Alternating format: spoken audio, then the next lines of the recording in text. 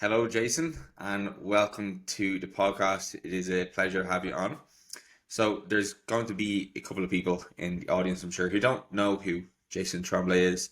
So, would you like to indulge our listeners in your background into lifting, your background into coaching, how you got to the position you are with the strength guys at the moment, and yeah, take it from there. Started started the strength guys in 2010. I was 19 years old at the time, so quite young, and I've been coaching ever since. Um, Started off coaching natural bodybuilding, which is also something that I've trained for and competed in, and then kind of fell out of love with that, and um, I'd say that was mainly due to the effects that I was seeing it have on people preparing for competition. Um, it just seemed like something that was more detrimental to more people's health rather than beneficial, and started to fall more in love with seeking performance from training. So started training more and more for powerlifting myself, and then had clients begin to hire me for um, powerlifting as well, and um, worked with a few notable names who have since grown in the community, and that kind of helped me to build my profile in powerlifting. Um, I would say that I've taken a pretty different route than how most top level coaches arrive in powerlifting, because I was not an elite competitor myself. I'm not very experienced as a competitor whatsoever. I've done two meets. I've coached at probably close to 100 now. But I have a really big passion for the sport, for helping athletes, for helping people. And I'm also, I think I have an ability to observe a situation, identify what the problem is, and then creatively problem solve to improve it. And I think that I've really relied on that ability to help me grow and figure out how powerlifters can improve on their current level, even if that level is above where I've been as a competitor. And then also to uh, do a lot of different work in other fields of training. I've spent just over 3 years doing internships with um, athletes in different sports. So primarily the National Hockey League with the Calgary Flames, which is my hometown hockey team. And I was never a high level hockey player either, right? So to come in and figure out how I can benefit this organization was an interesting challenge, but I was able to rise to meet it. I've also been fortunate to be a part of the training process for numerous NFL players, UFC fighters, boxers, even two Premier League guys for a summer as well. So it's not only powerlifting, but I've also dabbled in bodybuilding and strength and conditioning, and uh, kind of came back to this point of I love powerlifting, and that's where I want to work. So since I stopped working with the Calgary Flames about 2 years ago, it's kind of like, let's go full steam at this. Yeah, I think one thing you touched on there, which is pretty true, but a lot of people who are maybe athletes in the sport don't see early on, is that you don't need to be a great athlete yourself to be like a great coach. Like there's evidence of that, like among many of the top powerlifting coaches. Even top bodybuilding coaches. Like you will have like looking like Haney Rambod. I don't think he was a top level competitor within the IFBB or within bodybuilding, but he has what, like 17 or 18 Mr. Olympias behind him, and it's you can see evidence of that in the powerlifting sphere too, because there's a different set of skills or even like a different personality that comes with like being like a top level competitor to being like a top level coach. Top level coach, you are essentially trying to be like selfless, and you're meant to be a very kind of personal person, whereas athletes who are looking to compete at like the kind of top level, they are sometimes going to be more selfish. They're going to be a little bit more ruthless. Like, they want the focus to be on them, right? LeBron James probably would never have been a great coach, but he's obviously one of the best basketball players of all time, right? Yeah, I think um, there's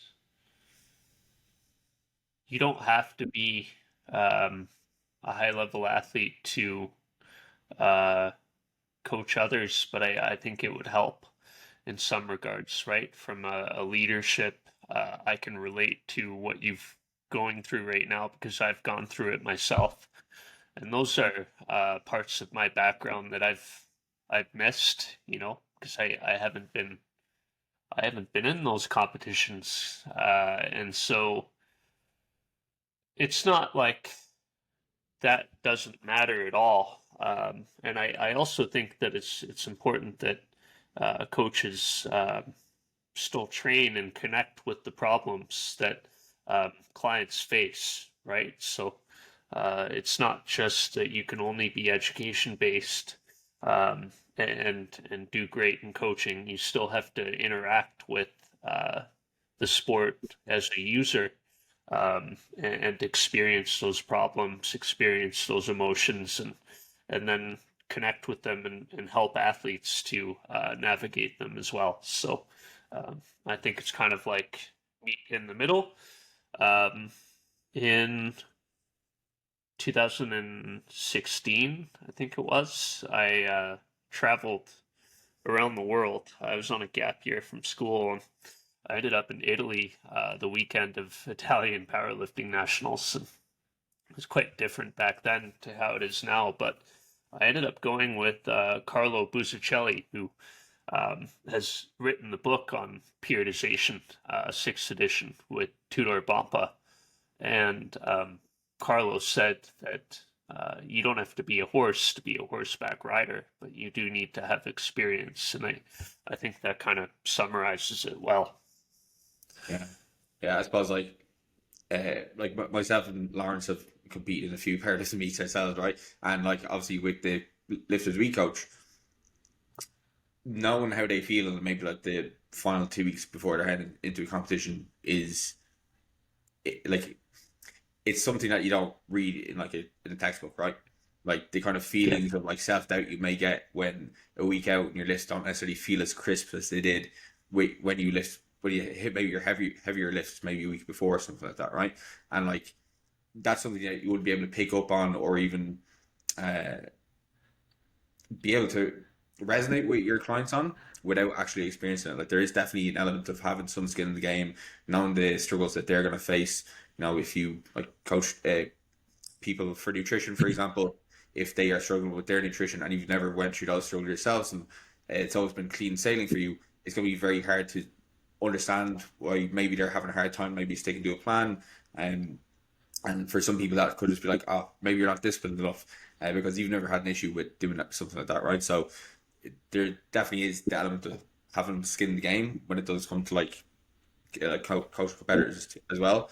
But again, as you probably said there, you don't necessarily need to be the cream of the crop to be able to have those kind of same as a relationships or same kind of bonding experiences, right?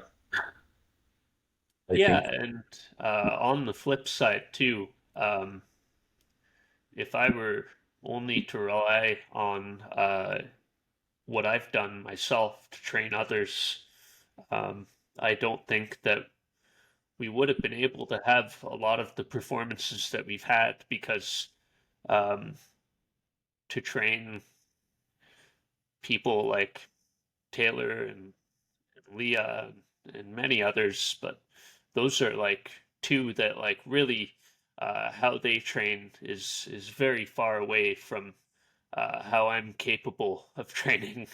Like I would need a multi-year build-up to even attempt a moderate difficulty week of what they've done in their peaks or primes, at least to this date.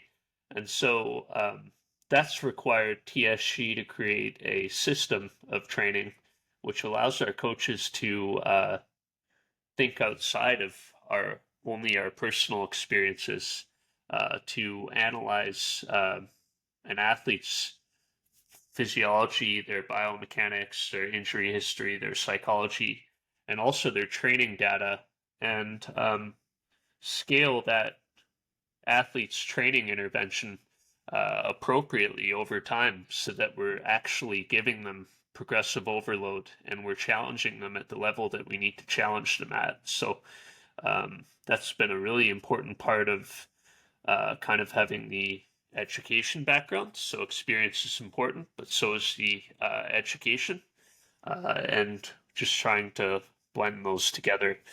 But of course, I'm, 70-30 or 80-20 on the education side. So I recognize my limitations with experience.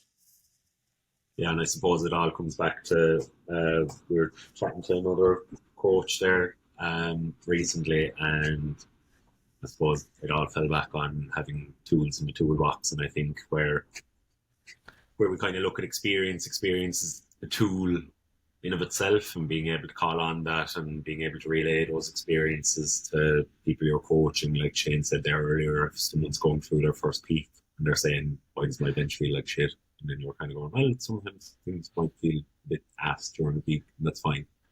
So being able to provide that vicarious experience to someone, I think, is quite important in that kind of early modeling phase of someone becoming an athlete, where they probably are looking at at the coach, and are kind of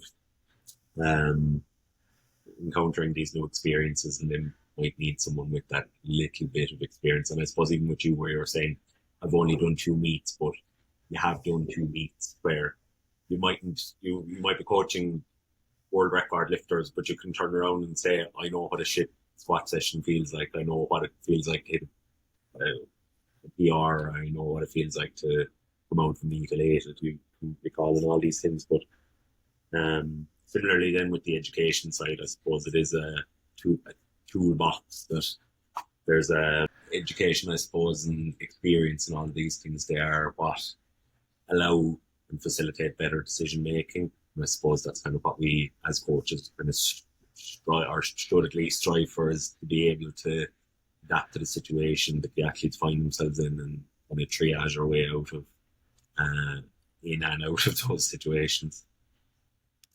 Yeah, the kind of paradigm on certain topics shifts in like the popular culture of sports, but the principles and fundamentals of exercise science and how to gain strength, that hasn't changed. Like those principles are still proven time and time again. So you said earlier with the strength guys, you as coaches try and approach situations to Yeah. think a little bit outside of your own personal experience and maybe your own biases. And yet kind of talk through that and maybe provide an example where you might have had that doing that. Yeah, so TSG has grown a lot as a team since we've started, and especially in the last 3 years. I think to piggyback off of the experience and education thing that we just talked about with coaches, one of the ways to navigate that is to recognize what you don't know and work with other people who might have that experience that you don't have, right? So by being a big coaching team, we have a lot of different coaches who've experienced a lot of different things, and we interact with each other on a daily basis. So if there's a problem, we can discuss that as a group and kind of complement each other's where we're weak.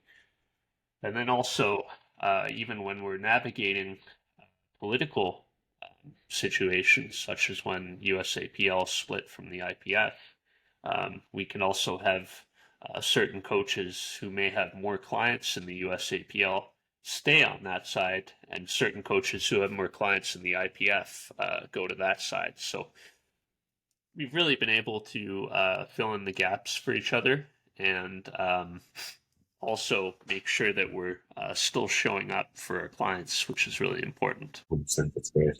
I was also going to say that alongside that as well, like the client comes in, or the athlete comes in with their own information, right? Like while we have the information in regards to like programming, like what could potentially be like best practices, Dali comes in with their own experience of things that has worked for them and has not worked for them. So like it's not as if you're coming in with a complete blank slate. Most people who are seeking out powerlifting coaching, they're probably going to be pretty observant of what seems to trend well within their training blocks, and then I suppose the job as a coach is to fine tune that, help maybe facilitate a little bit more kind of consistency or a bit more persistence down paths that may be more beneficial to their progress. Um, so I suppose with that, then when a client or a new athlete does come into the strength athlete, you did mention that you guys have like a kind of system that you like to kind of bring clients through, right? So what would a kind of step by step process be if somebody starts up with Jason today? Yeah, big question. Uh, so I think there is a big focus on identifying the characteristics of what is currently working for athletes. Um, and there's not enough focus on if you subject athletes to a graded exposure of whatever you want them to adapt to, their characteristics will change in that direction over time, right? So someone might be bad at performing training volume because they're used to doing very little volume, but this doesn't mean that this person is incapable of doing more work. You just need to give them a graded exposure to it over time so that they can adapt to it. And so, when starting off with a new client, um, one of the things that we did was we did continuous quality improvement interviews at the start of 2023. And two of the coaches that we talked to were Matt and Susie Hartwig Gary. And Matt is Ray Williams' coach. So Ray Williams is obviously one of the biggest outliers in the history of powerlifting. And Matt spoke about the need to understand the nature of the beast. So, how people train, the characteristics of that approach. But it doesn't mean that you always have to train that way, because I think if you always train that way, you are going to be stuck within the vicinity of where you are. The principles of progressive overload and specificity and variation, these are still meaningful and they need to be applied, but you need to start relatively where the athlete's at and grow them from there. So that's kind of my thought process on that, and the guiding hypothesis of our training system is that there's assuming that health and readiness are sufficient. There's a specific dose of volume and intensity that's required to increase strength. And that dose has to go up over time, whether it's because you are stronger and now lifting more weight, or because we've added more volume into the program. So it's basically the principle of progressive overload, but starting from where you're at currently. And yeah, I just think that this is kind of not lost, but it's glossed over right now in favor of, this person's tall, so like they can't handle as much volume as this person who's short, and like that's not universally true. So that really highlights the importance of having a individual needs analysis and looking at this person's characteristics and what they can do, and then kind of individualizing the program more from there. Yeah, I think like in those situations, like obviously that can be a challenge as a coach at times when somebody has been maybe used to training with a certain level of volume for a certain amount of time, and then they kind of almost have to become part of their training personality. Like this is the only level of volume I can progress on. Lower or higher, I can't do. As I said, there's about kind of gradually exposing them to maybe that different stimuli, and it does take a lot of openness and willingness on like the client's part to like trust the coach to do it, right? We never make decisions to have our clients regress. But Yeah. if you do program something for a client and things do start to regress, like it's just information. It's just information that that is maybe not the path that we go down next time.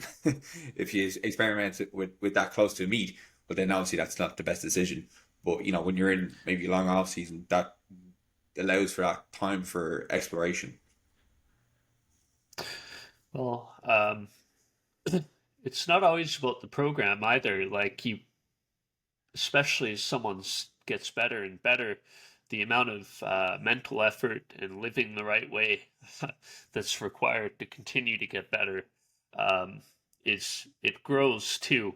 And if you've ever tried to get someone stronger who their heart isn't in it anymore, man, that's like climbing Mount Everest. You know, like it's probably not going to work until their heart is in it again. So I think that's an example of like no matter what you do with the program, even if you apply the program that worked best for this person when they reach their pinnacle, if their heart's not in it, it's probably not going to get anywhere near the same result. Um, and then also, what's tended to happen as the sport has grown is that like the people who are contending at the national or international levels have also gotten a lot of other opportunities, which help to grow the sport in terms of sponsors and all that. But they're also distractions from the training that needs to get done. So you have these people who are knocking on the door of becoming champions. They have more distractions than ever, and now you're not living the right way to even apply what's worked for you in the past to take steps forward from that point. So um, I think there's this expectation that athletes have, and it's probably fair that the program is the solution, but uh, in reality, you can't take all of the tools away from a coach and expect them to make a beautiful piece of art. You know, like they need to have the tools to work with, and a lot of those tools are effort, technique, living the right way, belief that this is going to be worth it. You know, like those are really intangible things. So it's not all programming, but I do think that athletes need to believe that their program is the secret sauce to make them better. And I've definitely had a lot of people sign up with that in mind. Yeah, just to see what life out of them and hope to God that effect is stronger than the actual programming. Yeah, yeah. I remember when Taylor had his 838.5 meet, my inbox got flooded in the coming months with, can you make me the next Taylor Atwood? I'm like, probably not, you know. Uh, not everyone's built from that or cut from that same piece of cloth. So, Yeah, it's a horrible reality. I think I like when someone does kind of say to you as a coach, if you've coached enough people, you kind of do realize in that sentence kind of rings in my head a little bit. Everyone's not cut from the same cloth. It's just for some people, we're not gonna get to that world stage. We're not gonna have that all time world record total. And when while you yourself have to kind of you have to keep that to yourself, and you just kind of have to instill some belief and maybe manage some expectations. But for someone, if they really really do believe in that kind of goal, and if that's highly motivating for them, and that's something that's going to keep them training. well, um, I think the really important thing is that everyone's journey is their own, and to really just enjoy the best parts of it along the way, right? So like uh, if the most significant thing is podiuming at a local meet, and you've had to work for that for 5 years to get to that level of strength where you can do this, and you do it, like don't diminish it because it's a local meet or because you didn't win. It's relative to where you started and the work that you had to go through to get to that point. Um, and same with provincials, regionals, states, nationals, North Americans, Europeans, like all the way up the ladder. Like the ultimate success in powerlifting is not to be a world champion for everyone. The ultimate success, I think, is to get stronger, to have a community that you surrounded yourself with, right? Like this is a great sport to get into, to make friends, to improve the quality of life, improve the body image and confidence that we have in ourselves. And yeah, it's not all about winning at the top levels. So I think it's kind of like this illusion that younger competitors have, which probably everyone throughout history has had it. We think it's going to continue to get better and better forever and ever. But then you look at sporting legends and like man, like even Tom Brady eventually at his downfall. Like Yeah, it can get better and better for a long time, but eventually you will load your last PR on the bar. yeah, no, 100%.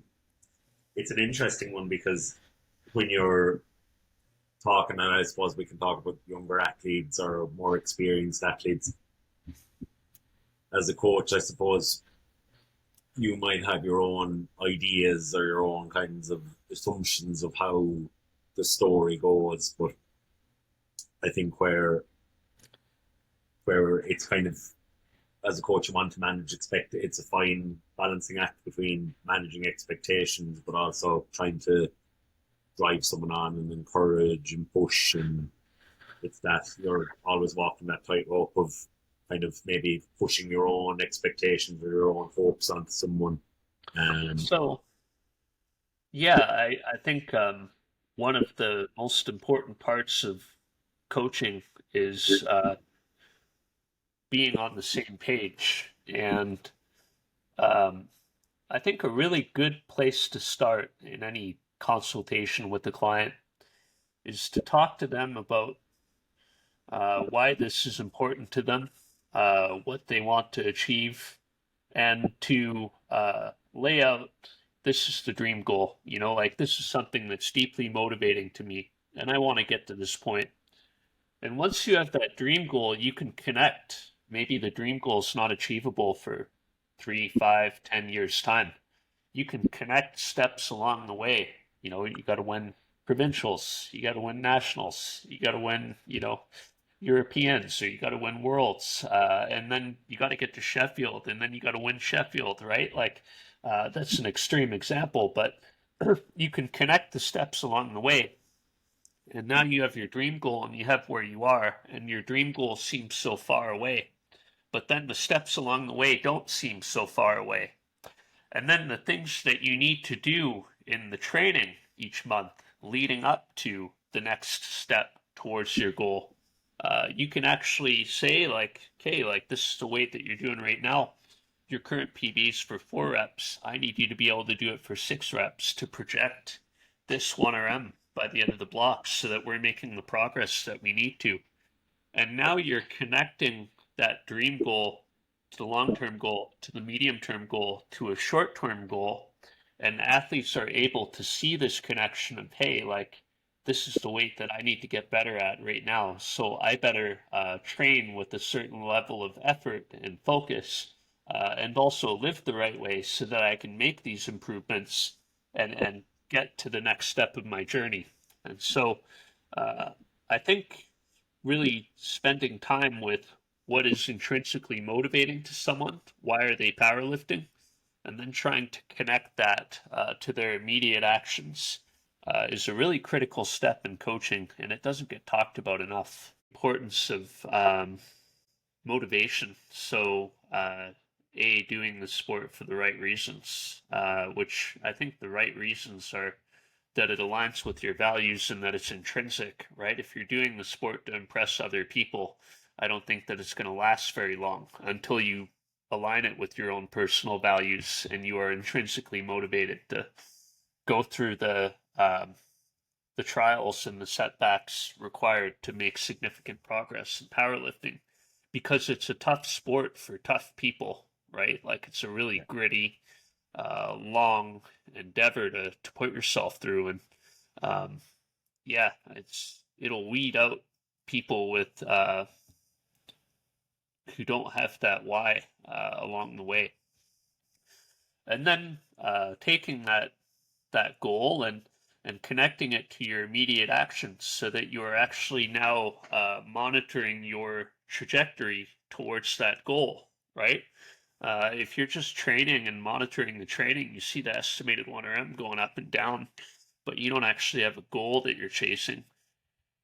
How do you know if you're on track for what you need to do? Like you're just kind of training and hoping it all works out in the end. And people have had success that way. It's just not my preference. And I remember being with the Calgary Flames when the head coach was released mid-season, and we brought on a legendary hockey head coach, Daryl Sutter, who had coached multiple Stanley Cup champions. And we weren't having a great season, but in the first meeting with the team, he clearly outlined if we're going to make the playoffs, we need to win 80% of our games the rest of the way. That means we need to win 8 out of 10. And then for each game, he would simplify what players needed to do. So rather than just scribbling plays all over the locker room and all the whiteboards, one of the most prominent examples was if you need to score more goals, a good place to start might be shooting more. Because you're not going to score more goals by shooting less. And so he's like, every defenseman, and there's 6 D-men that dress each night, take 3 shots during the game tonight. And so this is something that requires talent, of course. You imagine telling everyone on a football pitch to take 1 shot in a game. But it also really simplifies it for you. You're like, okay, like I got 90 minutes and I got to take 1 shot on net. Like I can probably achieve that goal. And so he broke down, here's what we need to do to get to where we want to go, to these are the simple actions each game that we have to do to be successful. And that was a powerful example for me, and it's something that I've tried to integrate into my powerlifting coaching practice.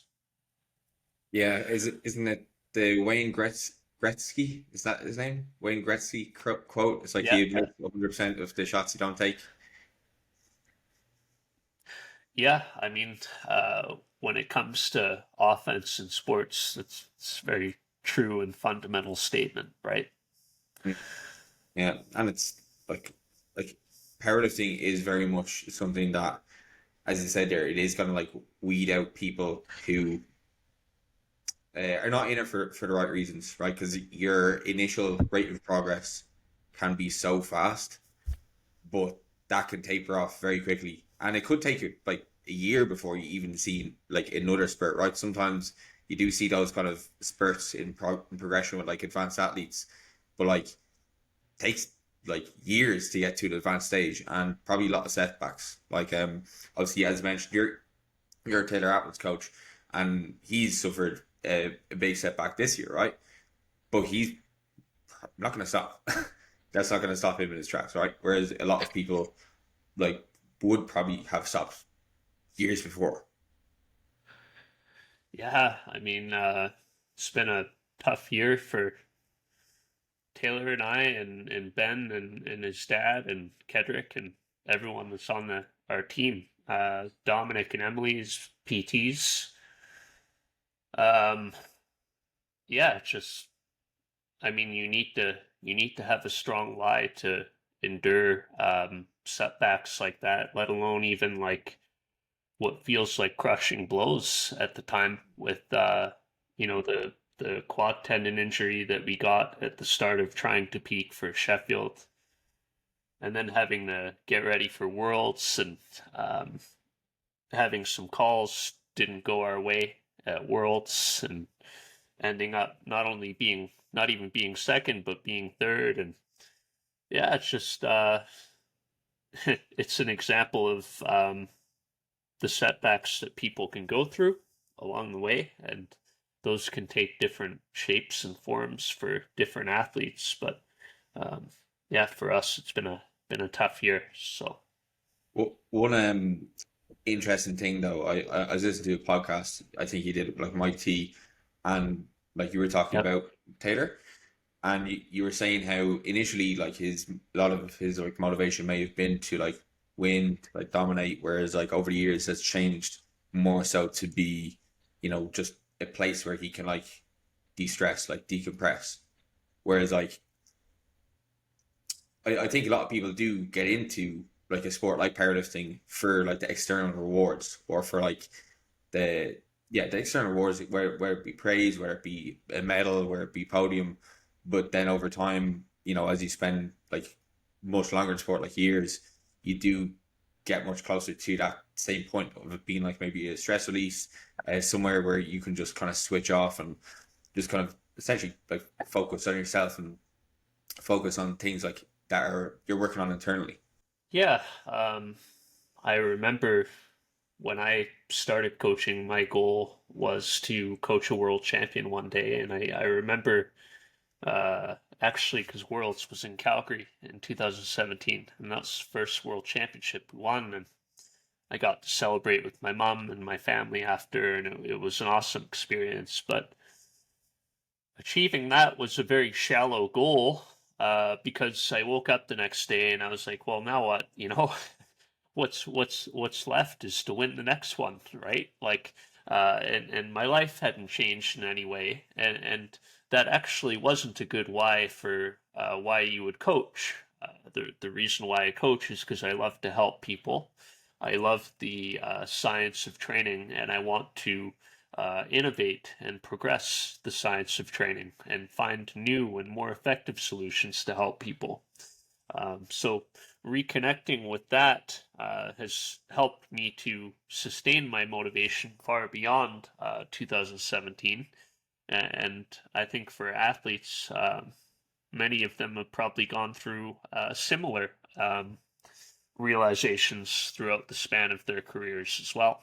Yeah, I think I suppose a lot of people listening to the podcast probably understand the feeling of setting a goal to like maybe squat or deadlift a certain weight, and then you hit it, and then you're like, I can't wait to do 5 kilos more.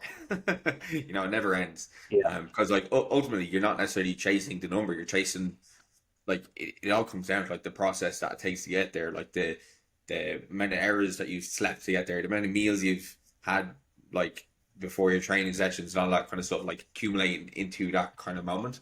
But again, it's very fleeting, right? And again, especially if you're like a competitive person, competitive with yourself, you're automatically thinking of like the next one. But ultimately, like that's generally what keeps people more engaged in the sport as well, kind of long term.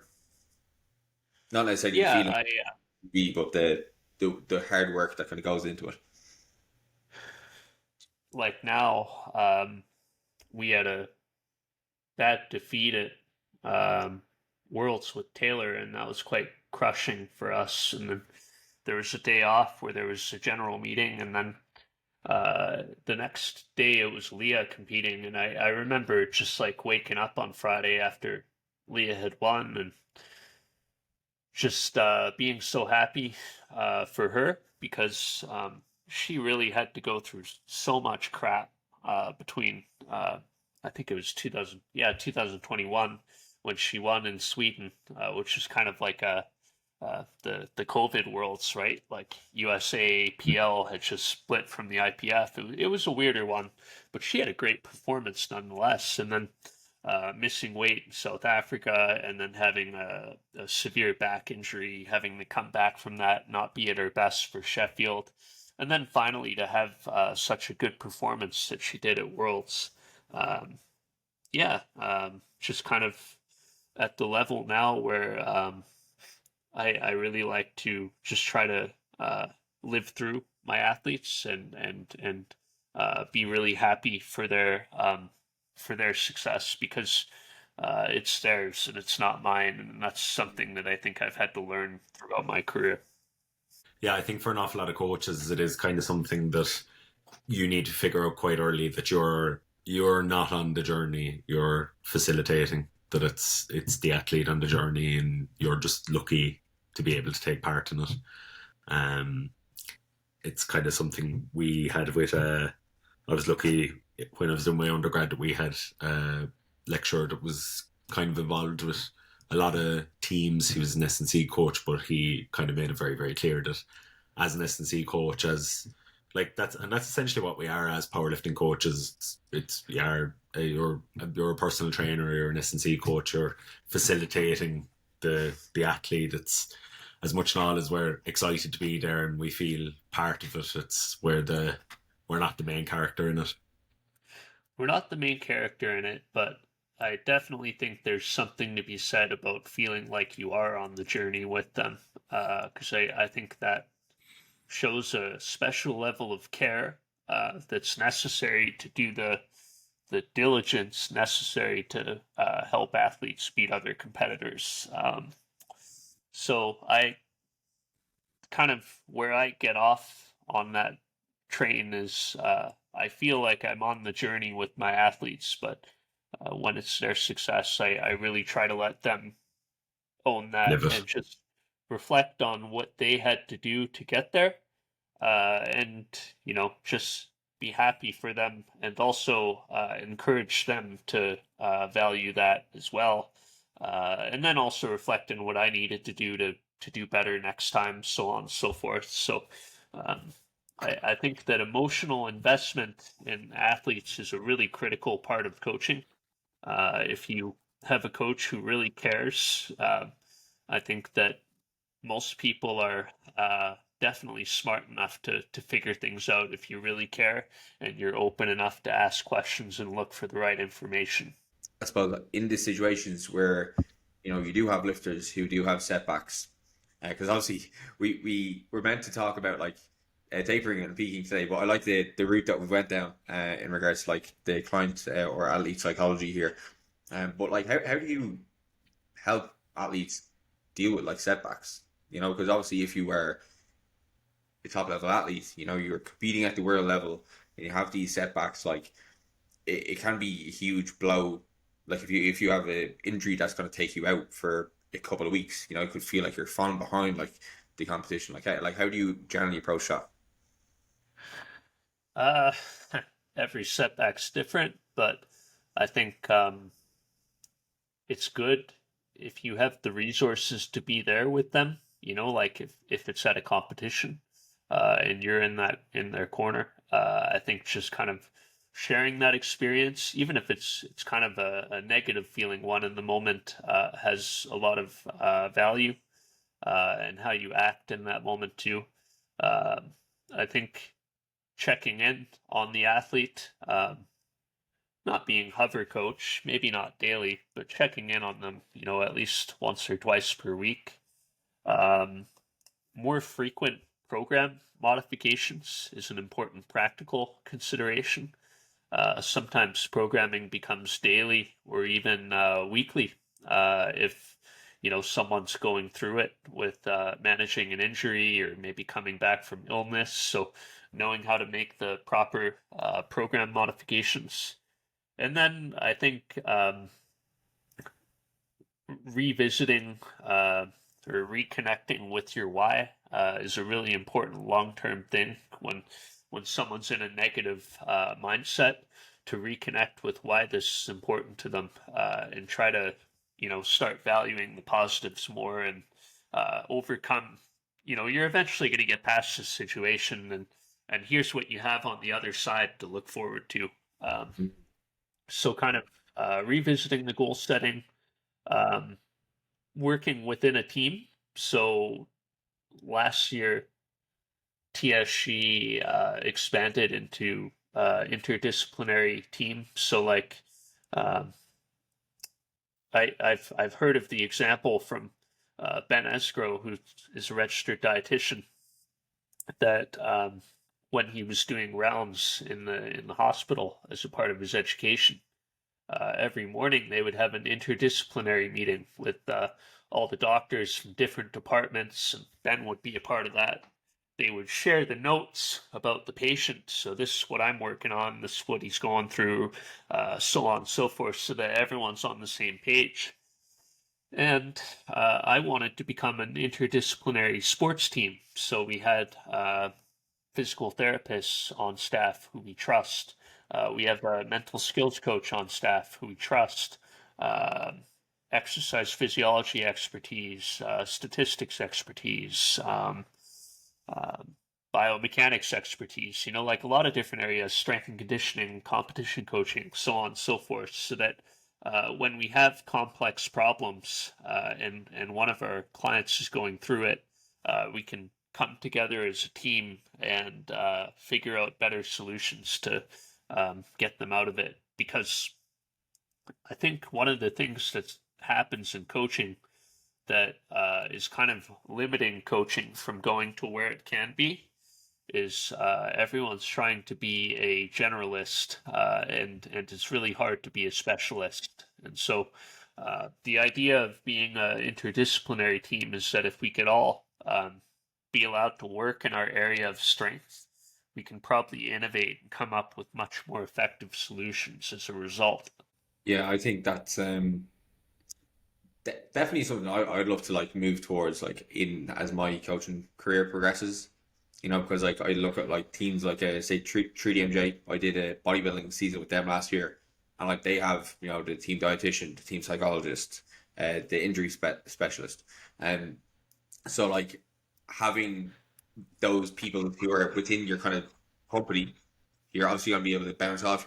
You're going to be able to learn off, as opposed to just simply referring out to somebody who then you're kind of behind the curtain in regards to what they may be doing. Obviously, your athlete could communicate to you if you're working with physio, like what the exercise you're being prescribed to, but you're not necessarily getting everything from them. You get me? So like it is like a fantastic idea to have that, because again, you're limited in what you can know and what you will know and what you have the time to learn.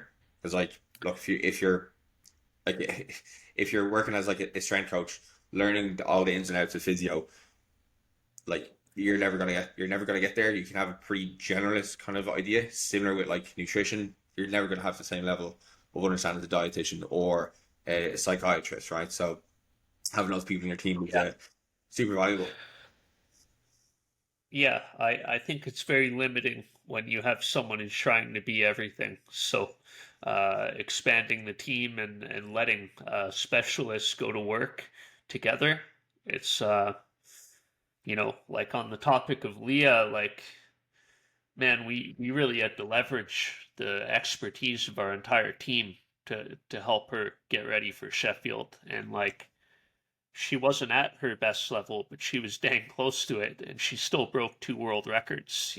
Like, uh, and if it was just me or Ben doing that, and we didn't have PTs and other people helping Leah, like, man, if we had to do the rehab process and the psychology ourselves, like, I can't say that we would have gotten the same result. And just like anything, it's just like anything. If someone works in the medical field and they're working part as an MDT, or you're in a research group, but you'll have a statistician, you'll have someone carrying out the research. You might have someone maybe who's well published and knows how to write a good paper. It is a collaborative effort, especially when you are working with people at the very high level. I would imagine where it is kind of a concept that's quite new in powerlifting, but within high level sports, teams have always had sports psychologists, teams have always had dietitians, teams have always had S&C coaches, skills coaches, and I'm glad to see that, I don't know, through diffusion, that powerlifting is starting to catch up with that, and it mightn't be on the same level of professional sports where you mightn't be able to employ a full-time dietitian or a full-time psychologist, but you can access those services an awful lot easier. And I think while powerlifting isn't a sport that people will make money off, there is an air professionalism starting to make its way into it, and it's encouraging. It's exciting to see. Yeah, I think having the uh, ability to work together as a team like that is definitely it's more important than just having the pieces in place, right? Because what you mentioned with pro sports is like they've had these positions for a long period of time, but then like I'm sure that there's a difference between some teams how the departments function with one another compared to other teams with how people work together, right? So um, a big part of growing into this team with more specialists and less generalists is um, helping people to actually work together, and it's a whole different can of worms, right? Yeah, it is. I suppose. I suppose where my experience of it is, I've worked in S&C for a couple of years with GA and football teams here in Ireland, and I suppose a big part of it is just getting people together. And over time, I suppose you do build that rapport and you do build that trust. But I think you said something earlier that definitely struck a chord with me, which is knowing the start and the end of your abilities and your expertise, where you're kind of saying in some areas, I suppose the lines are a little bit blurred, where someone could be coming back from a grade 1 or grade 2 hamstring tear. Um, and while the S&C coach, there's going to be a lot of overlap there between what the S&C coach and maybe what the physio or the PT needs to do. And there might be a little bit of overlap there from what the psychologist and the S&C coach or the psychologist and the physiotherapist needs to do. And I think when that even in of itself is a skill, because it does require you to put up your hand and say, this isn't my area. I don't know what I'm doing here. Well, one of the things that drives me nuts is that that gray zone between when the PT is done working with an athlete and when they're Yeah. returning to sport, because there doesn't seem to be any training on that in at least in the degree I took, like and it's such an important part of coaching, but there's like such an absence of education on navigating the return to sport process from injuries. So this is definitely something that we're working quite hard on to improve right now. I suppose when in powerlifting, it's quite an odd one because say in field sports, can the person get up to maybe a maximal sprint? Then you can kind of say, with maybe a couple of days of being able to do that, there can be some return to play. I suppose with powerlifting, it's quite a unique one in the sense that if an athlete has an injury that's preventing them from squatting, sometimes that mightn't prevent them from deadlifting and it mightn't prevent them from benching either. So it's kind of a weird one. You can have people nearly almost at full performance for 2 out of 3 lifts or 1 out of 3 lifts. And that's, I suppose, even more so overlapped where if an athlete wasn't able to play their soccer match or the rugby match, they're just flat out off. Yeah, yeah. Well, I think the nice thing about powerlifting, not everyone has gone about it this way, but it's very objective, right? Like, if you improve on squat, bench press, and deadlift in training, you're probably going to improve your competition results. Whereas in like rugby, for example, if you improve your bench press, it doesn't mean you're going to win the match. Yeah. Like you could have the best strength and conditioning off season for that team in history, but then your team could still be out of sync, missing passes, and getting their butts kicked. So um, I like the carryover from training to competition, and I think that the difference between how TSG works and how many other coaches work is I think we all believe in the basic hypothesis that I gave earlier on in this podcast that there's a dose of training required to increase strength, and this has to increase over time. But if you throw the kitchen sink of exercises and volume and intensity ranges at people, and they get stronger.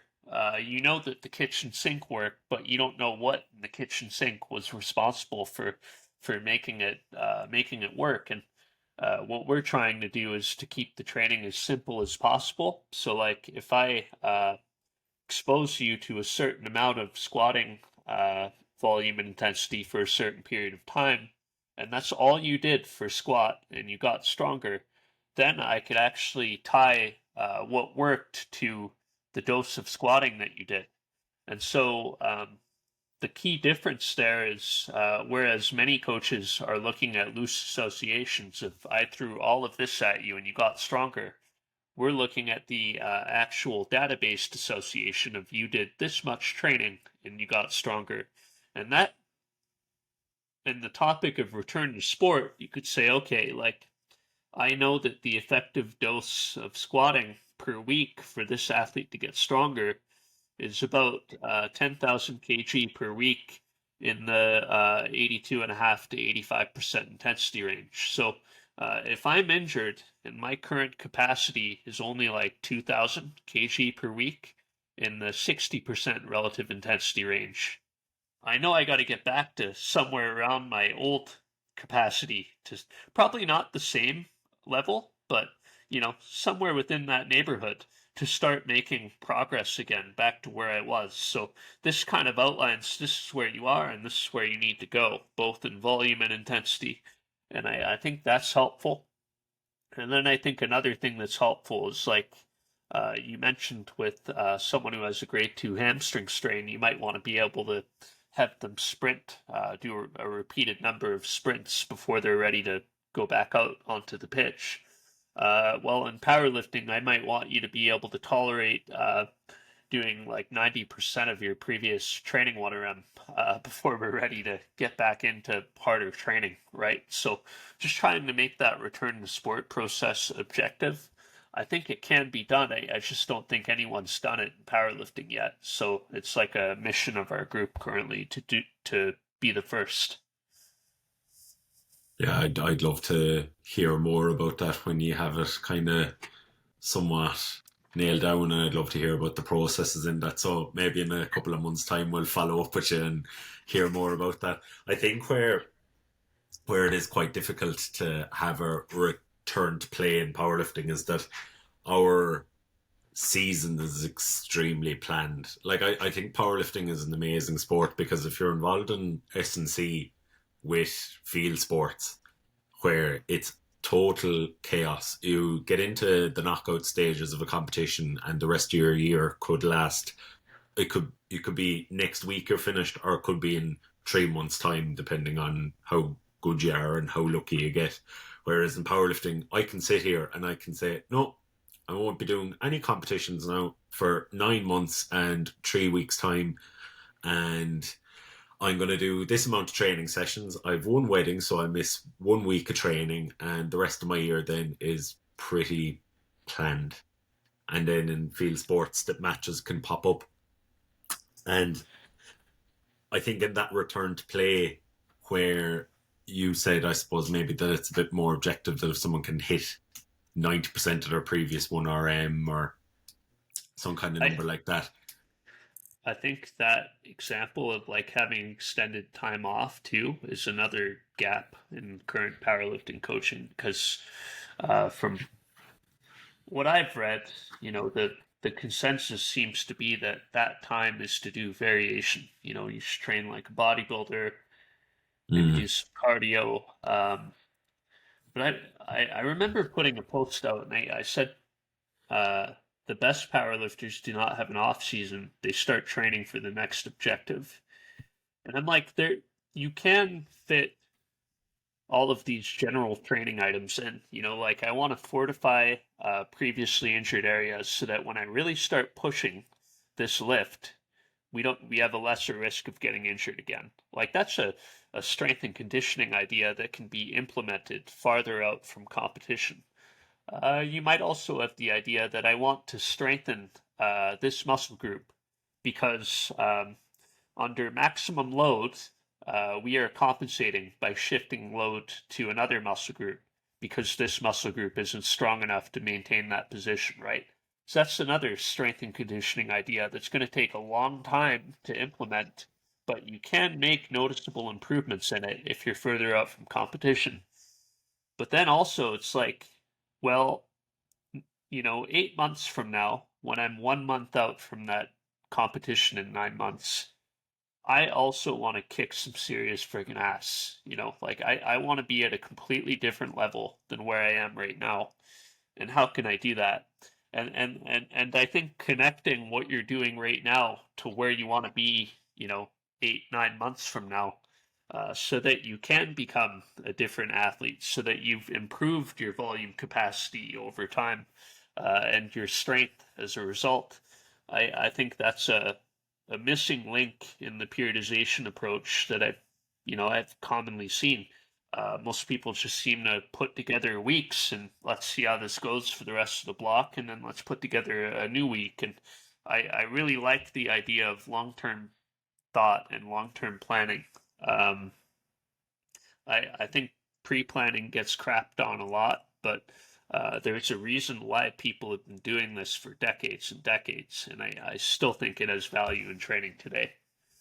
I think where a lot of people tie into maybe a top down or bottoms up approach, that they're married to one or the other, and in certain cases, both are very valuable. I think where you said there, a more pre planned training structure when you look at your year is probably very, very wise. Where you can say, if an athlete is at a national level, okay, nationals next November, we have a plan in place, but something might pop up where you might need to be a little bit more reactive from day to day or week to week. And I think, again, it goes back to that toolbox of not being married to system ideas, not being dogmatic, and being able to dip in and out of systems uh, Yep. as needed.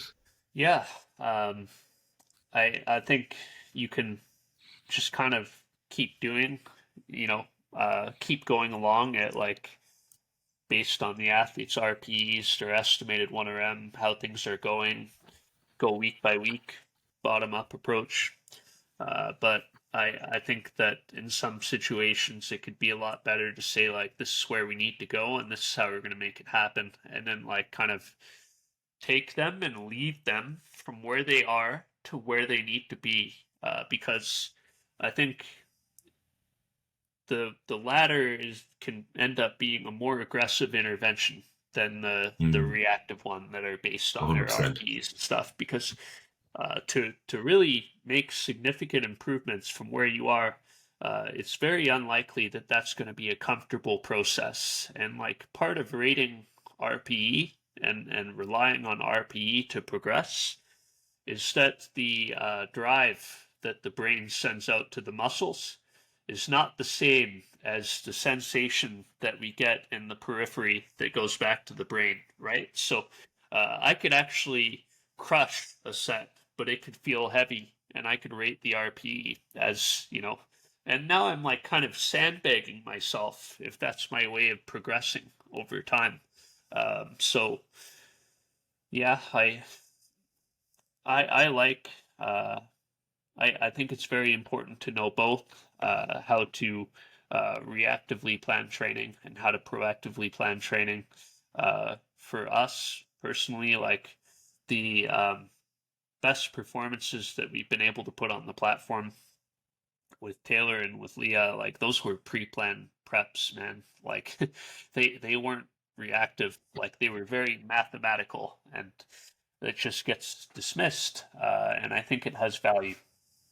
Where it does kind of draw, where I think it draws an awful lot of criticism from is when you do, and I suppose when you do experience these kind of athletes or high level athletes um, that can really, really perform. And like you kind of said earlier, where an awful lot of their lives are centered around the sport, where their their whole lifestyle, everything is centered around the sport, and they are able to nearly almost, you can put that program in, and it's nearly ran like an automated training block.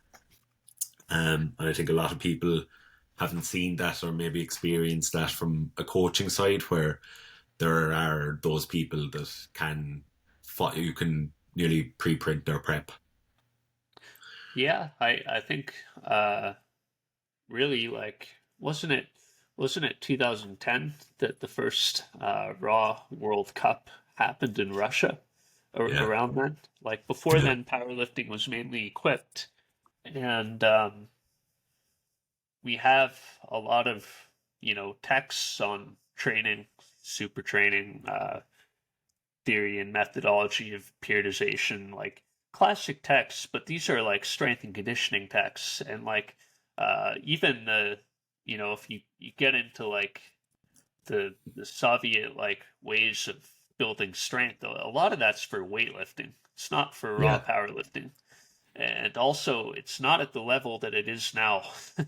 Like athletes now are, beating those athletes around the block in a competition. And so I think raw powerlifting coaches have been left to figure out what a lot of this theory means in context to how we train for our sport. And I think, you know, there's different interpretations on that, but maybe you could say that like Mike T has his interpretation of emerging strategies, and we have our interpretation, which is more aligned with what how the Russians were training. Right? It's kind of Mm. based off of taking apart the Russian squat program, Smolov, House, Shaiko, track training metrics, pieces of science now that we have that they didn't have access to back then, and it's more in line with you know our interpretation of what, like, if you read periodization, the textbook, this is what you see, right? So just different schools of thought emerging as the sport continues to grow, and I think that's very exciting as well. Yeah, we can. Hopefully, John Kiley doesn't ever listen to this podcast and rip us apart for for saying our desire and need to bring periodization principles to powerlifting. Well, I'm maybe that's a conversation that would be worth having too. So He'd be an interesting one to talk about, and I do completely agree with you in the sense that an awful lot of the periodization literature we have available to us is in our area. We do rely on a lot of the weightlifting um, stuff that could be up in 30 or 40, 50 years old. And I think even when we do look at sports, the qualities that make up a good power lifter are very, very finite, I suppose, in the sense that we're testing one skill and one quality of fitness. And when we look at a lot of the earlier stuff where, I don't know, it could be um, where people might go back and they'll run a high volume, low intensity block that they'll follow the old linear format.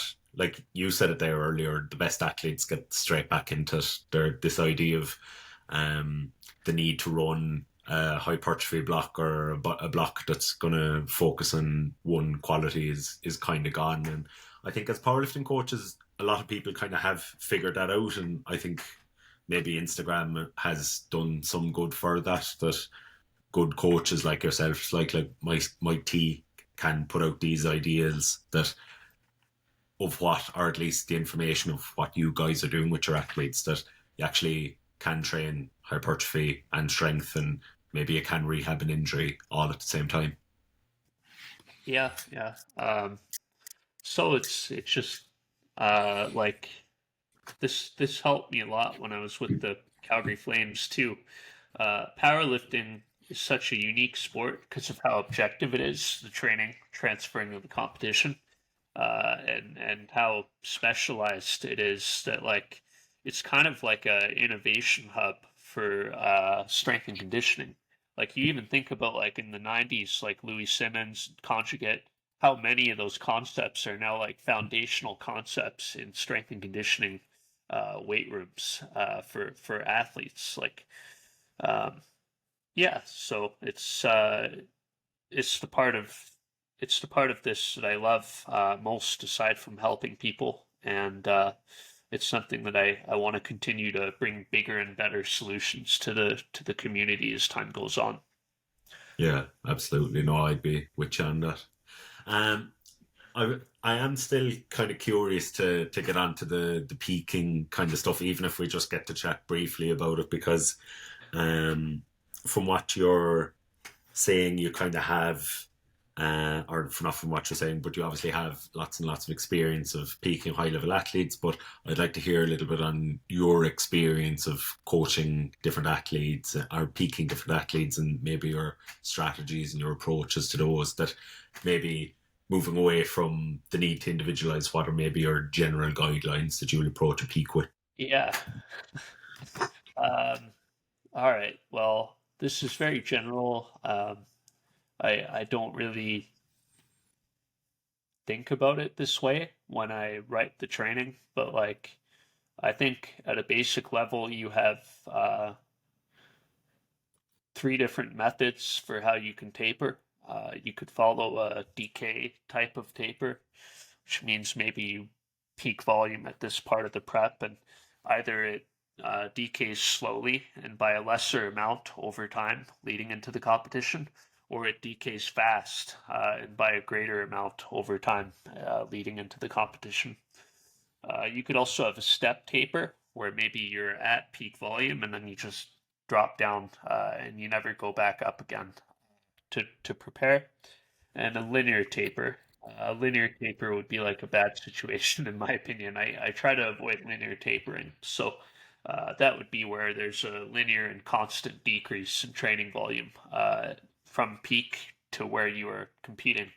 Volume and intensity, peak is like the maximum weekly volume that you've done in that prep. So we call it peak volume. And so the one of the first things that I think about is how do I want to go about hitting peak volume? So do I need to hit that at a lower intensity and then drop volume earlier on in the prep? Because as the person adds weight, they just won't be able to keep up with the training demands. Or do I want to hit peak volume at a higher intensity, maybe in the 80 to 90% range, and then go into the competition phase where we are focused more on training intensity and less on training volume to get ready for the competition? We call training in the 80 to 90% range a development phase because I think that's kind of like a sweet spot where you can do enough training with enough load to build your strength. But in contrast, in the competition phase, I think we're more focused on strength expression than strength development because now intensity is so high that it's limiting the amount of training volume that you can do. So your goal is actually to get as good as you can at expressing your maximum strength so that on meet day, you're able to hopefully hit your next PR, right? So that's why we call it a development phase. Other people might call it like a transmutation, intensification, etc.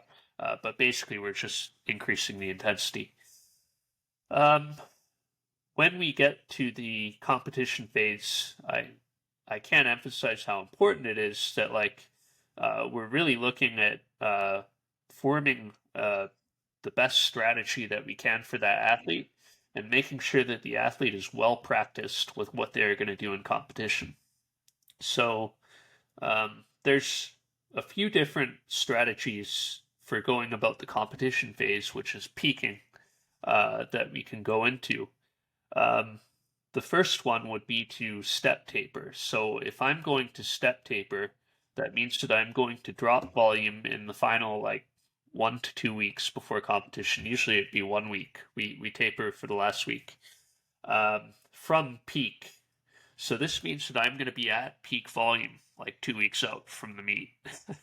So it's a question of like, do I think that this lifter can handle it? So lifters like Leah and Jessica Espinal peak this way. They can do a lot of volume at high intensity.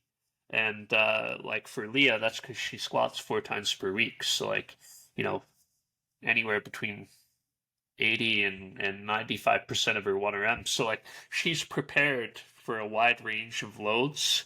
And for Jessica, she's able to do a heck of an amount of volume with, even opener or second attempt weights in training for multiple rep sets. So that prepares her very well and allows her to keep her volume high.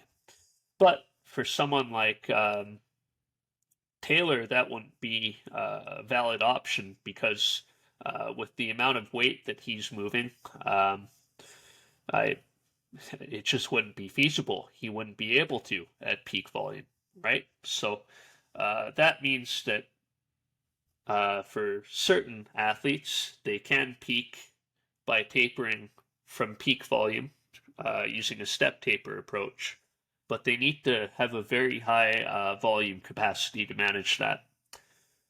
And I think the benefit of peaking from peak volume and peak intensity 2 weeks out from a meet is that the athlete is probably going to experience a greater rebound effect from the taper because there's more fatigue in the training. But then it's not possible for everyone else. So then you're looking at maybe someone like Taylor is peaking volume 6 weeks out, 5 weeks out from the meet in the development phase, so at lower intensities in the 80 to 90% range.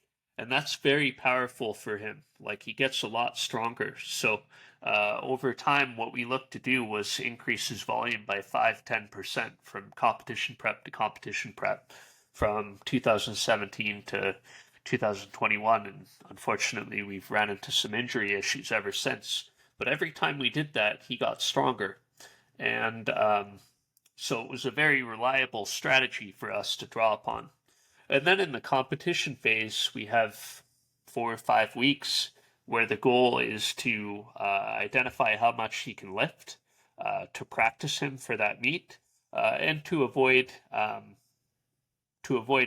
tapering too early. So basically, we are doing as much volume as we think he can handle in the competition phase. It's pretty individual how much that is in terms of using like volume change metrics. So like we do look at the acute to chronic workload ratio. Usually that's between 0.8 and 1, but I don't have a set in stone guideline for that. When we did our continuous quality improvement interviews, we asked a bunch of coaches that we respect, if you were in our situation working with this athlete, what would you do? And the unanimous answer was that I would push. So that's really, it's unscientific, but we try to push the athlete in the competition phase if it's a hard case, and if it's not an important meet, then we may not push as hard, right? But so we're monitoring them. How much can they handle? How's their performance? Let's keep pushing. And so for someone like Taylor, he kind of has a step taper from peaking volume 6 weeks out into the competition phase. And then he has like another gradual taper, like a fast decay gradual taper in the final 2 weeks of the competition phase as he takes his heaviest lifts of prep. So there's another strategy there. We also have athletes who might need to train at very high training intensities to get ready for competition. So in this case, the most extreme intervention we ever did was doing RP 9.5 singles 3 days per week on squat, 4 days per week on bench, twice per week on deadlift for the final 10 weeks of a meet prep. And then we had sets at 80, 85, and 90% after. Jesus Christ. Yeah. And that went very well. But this allowed the athlete to build her confidence over time by gradually adding, 2.5 kg to the bar. And by the time the competition rolled around, she had already lifted more in training than she's going to lift in competition. And she felt supremely well adapted to lifting these loads, right? So that's like a very high intensity peak where there was still quite a bit of volume in it, but nowhere near what like someone like the first 3 cases I mentioned. Other strategies might be scaling that back a little bit. So maybe you're working at RP8, RP7, occasional RP9 single, and then doing back offs. This is a good strategy for someone where if you were to give them like 3 to 5 sets with their second attempt, it would squash them because their energy would deplete. So you're just taking that practice that you want them to get and you're spreading it out throughout the entire competition phase. So in total, really you could peak someone's volume and then step taper from that. You could peak their volume earlier in the prep and then do maybe even 2 tapers where you do a step taper into the competition phase to kind of give the athlete a little bit of a rebound for lifting with the heaviest loads of prep, and then another like gradual taper or step taper from competition phase to competition day. You can within that have fast and slow decay gradual tapers, but again, I'm not really trying to think about like what are the exact percentages that I want to taper their volume by. A lot of it is just by monitoring the training process and pushing and doing what I think is the best decision for them to perform with heavy loads in the following week. One objective guideline that I can give, and we talk more about it in our education program, which if you're interested, you could visit our website for more on that, is we typically will taper volume by 50% either of last week volume on squat or of the peak competition phase volume. 40%, sorry, on bench press and about 70% on deadlift.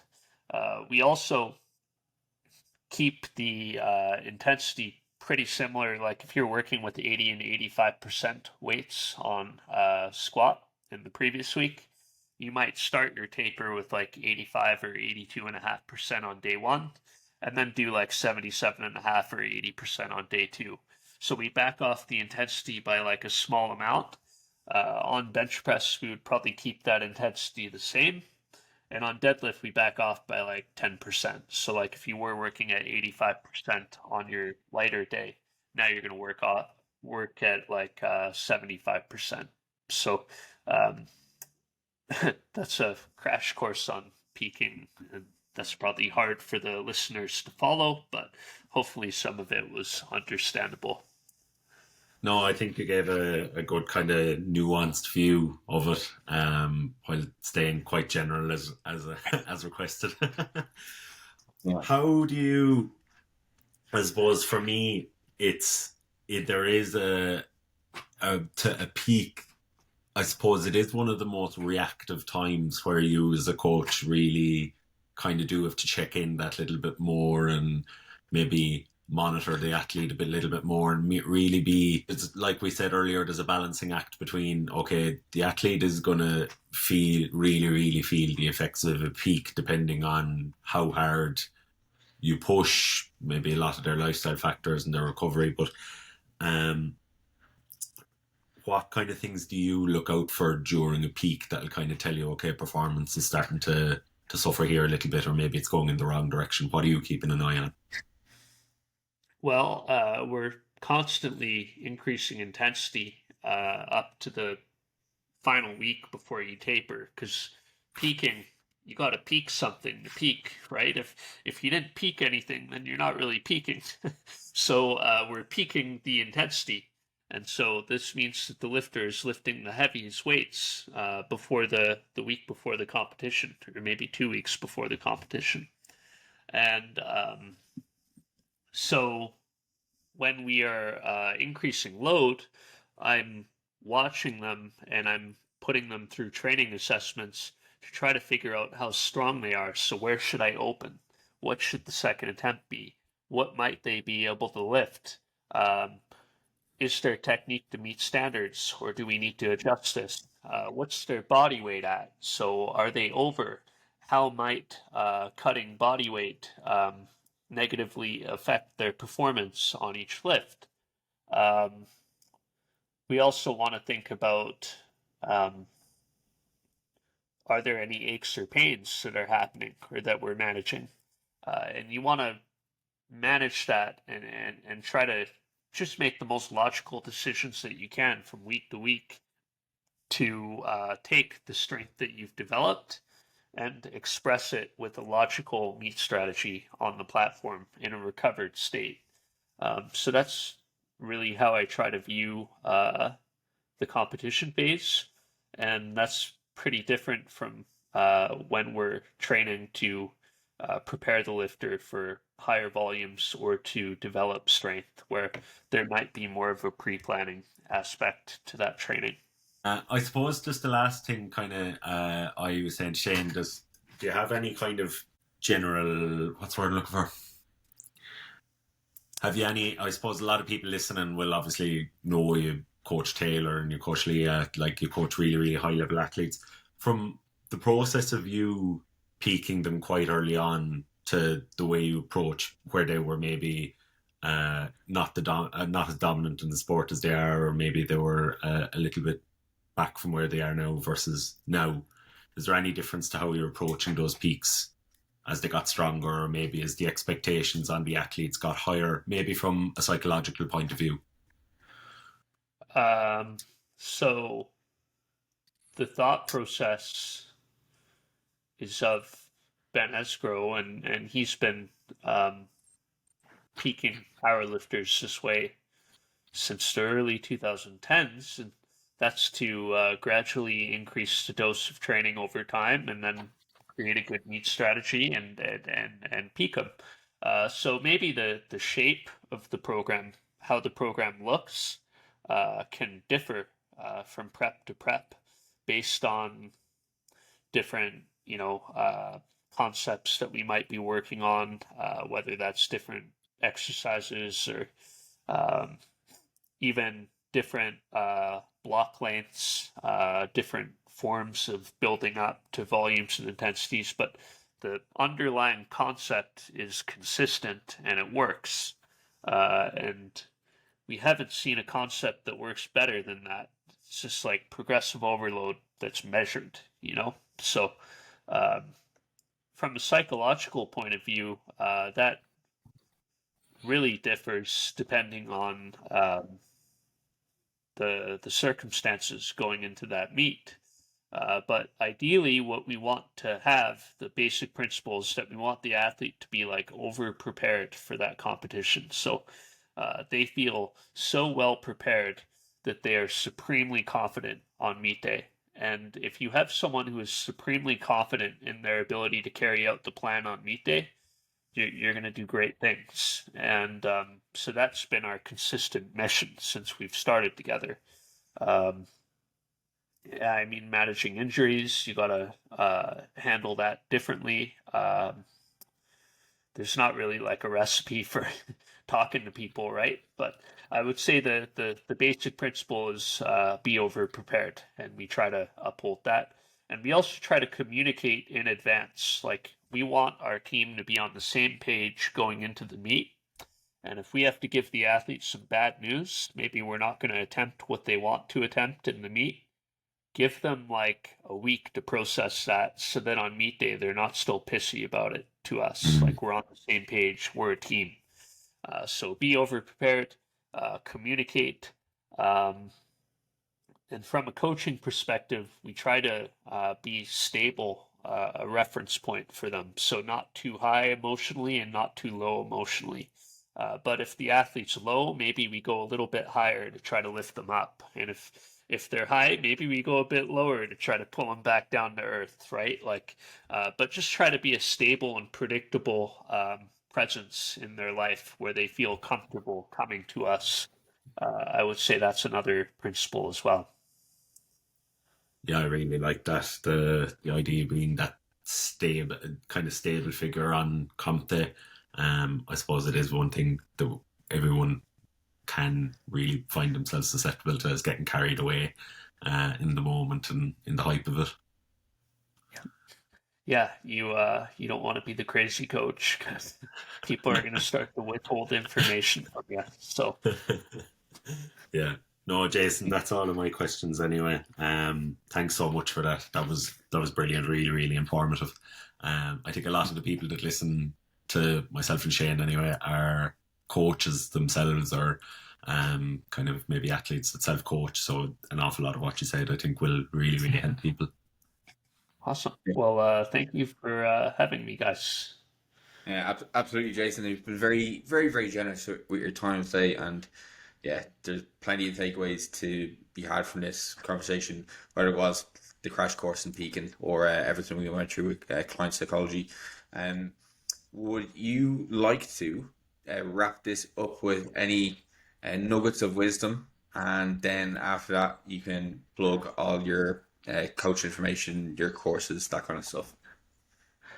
Um, Covered a On- lot. I would say measure what you're doing. Care about people. Don't overextend yourself with clients so that you can care about people. And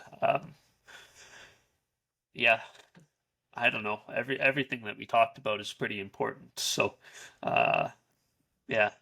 And in terms of social media, you can follow us at The Strength Guys. Our website is thestrengthguys.com. We are accepting clients as a group. We also have a education program in case you'd like to learn more about how we go about training, goal setting, technique analysis, programming for different phases, all that kind of stuff. So, yeah, I appreciate you guys having me on, and cheers until next time. Amazing.